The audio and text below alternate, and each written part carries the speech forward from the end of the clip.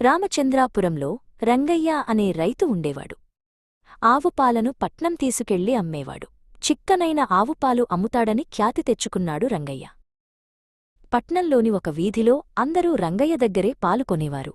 రంగయ్యకి ఓ రోజు పొలంలో పని ఉండటంతో కొడుకు సుబ్బయ్యని పాలు తీసుకెళ్లమన్నాడు. సుబ్బయ్య పాలు తీసుకుని వెళ్తూ దాహం వేసి ఓ బావి దగ్గర ఆగాడు. అప్పుడు అతడికి ఓ దురాలోచన వచ్చింది. తన దగ్గరి 5 లీటర్ల పాలకు 5 లీటర్ల నీరు కలిపాడు. తండ్రిమీద నమ్మకముంది కాబట్టి తాను నీళ్లు కలిపినా ఈ ఒక్కరోజుకి ఎవరికీ అనుమానం రాదనుకున్నాడు.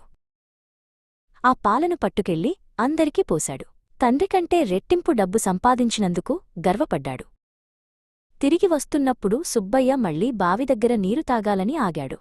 డబ్బు సంచి పక్కన పెట్టి నీరు తాగుతుండగా ఎక్కడ్నుంచో కోతి ఒకటి వచ్చి ఆ సంచి పట్టుకొని పక్కనున్న చెట్టెక్కి కూర్చుంది. సుబ్బయ్య చూస్తుండగానే సంచిలోని రూపాయి నాణేలను బావిలో 1 నేలమీదకి 1 చొప్పున విసరసాగింది. దాన్ని బెదరగొట్టేందుకు ఎంత ప్రయత్నించినా సుబ్బయ్య వల్ల కాలేదు. కాసేపటికి సంచిని ఖాళీ చేసి కింద పడేసింది. ఆ సంచిలోని రూపాయి నాణేల్ని ఏరుకుని విచారంగా తండ్రి రంగయ్య దగ్గరికి వెళ్లి జరిగిందంతా చెప్పాడు సుబ్బయ్య. రంగయ్య సంచి తీసి చూస్తే అందులో 5 లీటర్లకు సరిపోయే డబ్బు ఉంది. కోతి నీకు మంచి పాఠమే చెప్పింది.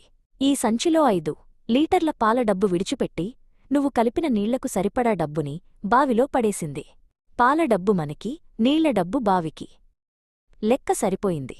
మరెప్పుడూ ఇలాంటి పని చేయకు అని హితవు చెప్పాడు.